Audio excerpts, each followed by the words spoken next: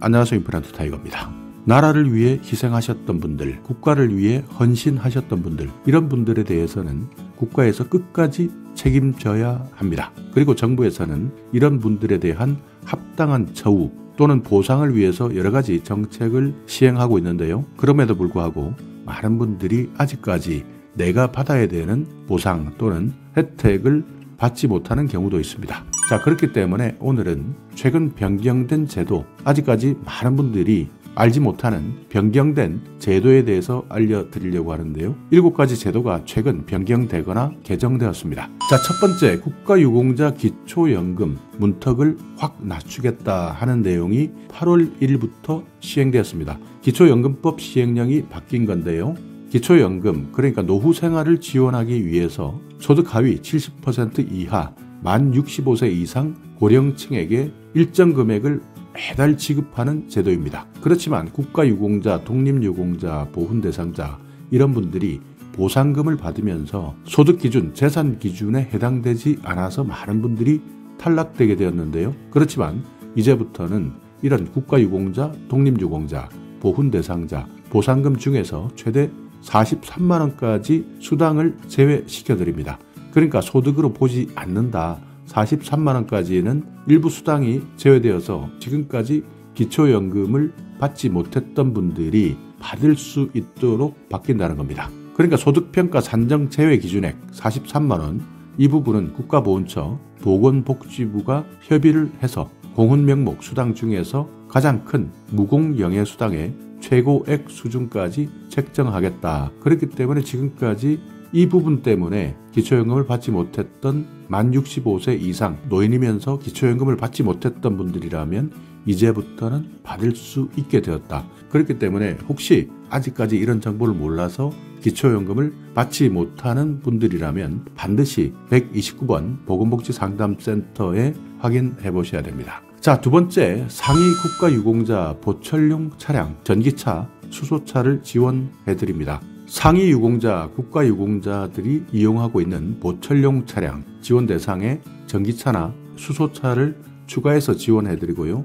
충전비 그리고 신규로 구매할 때 구매 보조금도 지원해 드립니다. 전기차, 수소차 충전비는요, 매달 29,000원까지 지원해 드리고요. 구매 보조금은 100만 원을 지원해 드립니다. 지원 대상은 애국지사 본인이나 상위 등급 1급에서 7급까지 판정받은 국가유공자 또는 보훈 보상 대상자, 5.18 민주화운동 부상자, 고엽제 후유 의증 환자, 이런 분들이 신청하실 수 있고요. 신청하실 때는 지역에 있는 보훈청을 통해서 방문해서 신청하시면 됩니다. 자, 그리고 또 하나는 상위 국가유공자 여객선 이용 방법도 바뀌는데요. 상위 국가유공자라면 누구나 내항 여객선이 무료입니다. 그러니까 몸이 불편하신 상위 유공자를 위해서 여객선을 이용하실 때 할인할 수도 있고요. 또는 무료로 이용해 드릴 수도 있는데 총 연간 6번까지 지원해 드립니다. 지금까지는 배를 탈 때, 그러니까 승선권을 이용할 때 여러 가지 문제점들이 있었습니다. 분실하는 경우도 있었고요. 또는 훼손되는 경우도 있었고, 또 발급할 때 불편한 절차들이 많았습니다. 그렇지만 이제는 절차가 간소화되면서 많은 것들이 달라졌는데요. 국가유공자 증만 가지고 계시면 여객선 매표 시스템에서 할인, 무임 이용 여부를 조회할 수도 있습니다. 그리고 내가 이용한 것, 내가 아직까지 쓸 수 있는 여러 가지 잔여 내역까지 휴대전화 문자 서비스로 받을 수 있습니다. 만약 휴대폰 번호가 바뀐 분들은 관할 보훈청에 연락해서 전화번호를 업데이트, 그러니까 최신화 해주시면 됩니다. 자, 그리고 전사군인, 순직경찰, 순직소방공무원 이런 분들이 국가유공자로 등록할 때 보훈심사가 많이 생략됩니다. 그러니까 전몰군경이나 순직군경이 명백할 때는 보훈심사를 생략하는 것을 주요 내용으로 하는 국가유공자 예우 지원에 관한 법률 시행령 개정안이 국무회의에서 의결됐는데요. 그렇기 때문에 등록 심사 기간이 3개월 정도 단축될 전망입니다. 대상은요, 군 인사법상의 전사나 순직 1형으로 결정된 군인, 그리고 공무원 재해보상법의 위험직무 순직 공무원으로 인정된 경찰, 소방공무원입니다. 코로나19 같은 최근 직무 환경 변화에 따르는 국가유공자 요건 심의도 포함되어 있습니다. 그러니까 직군별로 여러 가지 내용들이 있지만 최근 코로나 같은 질병 발생 때문에 직무수행 그리고 교육훈련이라면 급성 여부와 관계없이 인정해주는 내용도 포함되어 있습니다.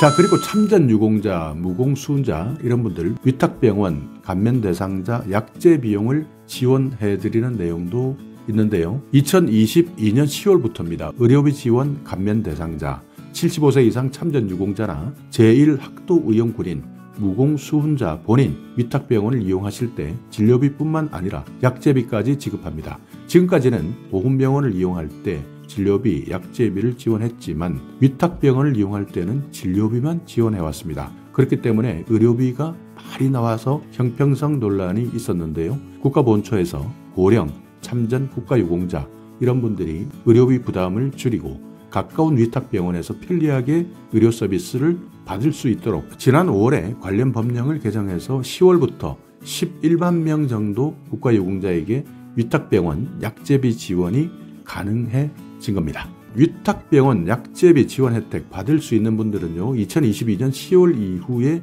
위탁병원 처방을 받아서 약제를 구매한 75세 이상의 참전유공자, 제1학도의용 군인, 무공수훈자 본인에 해당됩니다. 신청하실 때는 위탁병원에서 약제 처방을 받고 본인이 먼저 비용을 부담하신 다음 계좌번호 4번 그리고 신분증을 지참해서 보훈청 복지과에 제출하시면 됩니다. 참전유공자, 제1학도의용 군인 같은 경우에는 25만 2천 원, 무공수훈자 같은 경우에는 16만 원까지 지급해 드립니다. 자, 그리고 또 하나 보훈 대상자에 대한 대출 규제 이자 상환에 대한 부담을 완화시켜 드립니다. 사업을 하시면서 어려움이 있거나 또는 생계에 어려움이 있는 보훈 대상자 생활 안정을 위한 대부 지원 시행 지침인데요. 9월 26일부터 시행하고 있는 제도입니다. 지금까지는 사업을 하시거나 또는 농토 구입을 하시면서 돈을 빌리셨다 하는 분들 3년이 경과하지 않으면 지원을 받을 수 없었습니다.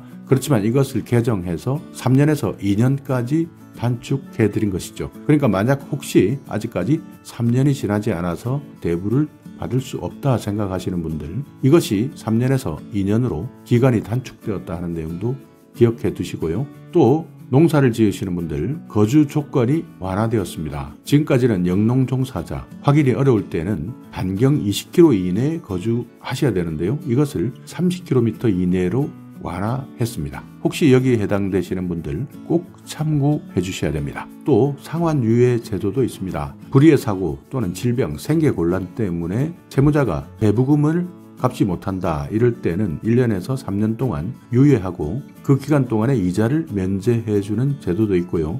천재지변의 피해자나 기초생활수급자, 채무자 본인 또는 가족이 질병, 상해 때문에 2달 이상 입원할 때도 상환유예 제도를 활용할 수 있습니다. 이 내용도 참고하시고요. 경제적 취약계층에 대한 연체이자 감면 제도도 있습니다. 실직이나 중증 질환 치료 이런 여러 가지 경제적 위기 때문에 장기적으로 연체했지만 성실하게 원리금을 완납하고 있는 생계곤란 보훈 대상자 같은 경우에는 연체이자 부담을 완화할 수 있도록 감면해주는 제도입니다. 그러니까 이런 분들은 총 연체이자 금액 중에 대부 원금의 100분의 20을 초과한다면 감면해드리겠다 하는 내용도 있으니까요. 경제적 취약계층에 해당된다. 그러니까 기초생활수급자, 차상위계층, 국가보훈처 생활조정수당 수급자 이런 분들이라면 연체이자 감면 제도도 활용하실 수 있습니다. 자, 또 하나는 국가유공자 상위 등급 7급 이 기준을 완화하겠다는 내용입니다. 지금까지는 한눈 교정시력 0.06 이하까지 국가유공자로 인정했는데요. 이것을 0.1 이하까지 개정했습니다. 그리고 한 발에 4개 이상의 발가락을 2마디 이상에서 상실했을 때 엄지 같은 경우에는 1마디 이상 이 부분이 한 발에 3개 이상의 발가락을 2마디 이상 상실 그리고 엄지는 1마디 이상 이렇게 개정되었고요. 또 신설된 항목은 한 발 4개 이상의 발가락을 1마디 이상 상실하거나 양쪽 발가락 중 4개 이상의 발가락을 2마디 이상 상실하거나 양쪽 발가락 중 6개 이상의 발가락을 1마디 이상 상실했을 때 이때도 국가유공자로 지정될 수 있도록 했습니다.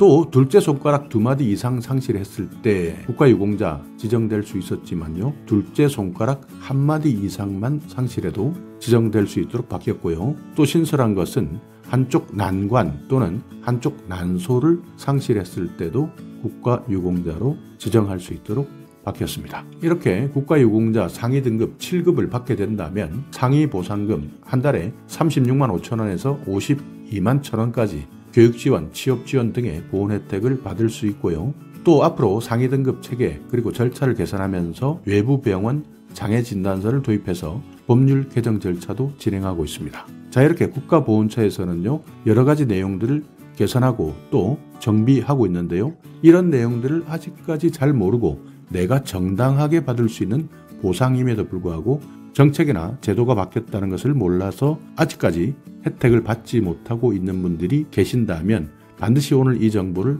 많은 분들께 공유해 주시기 바라겠습니다. 자, 오늘 이 영상 여러분께 조금이나마 유익한 정보가 있었다면요. 국가보훈처 좋아요 부탁드리겠습니다.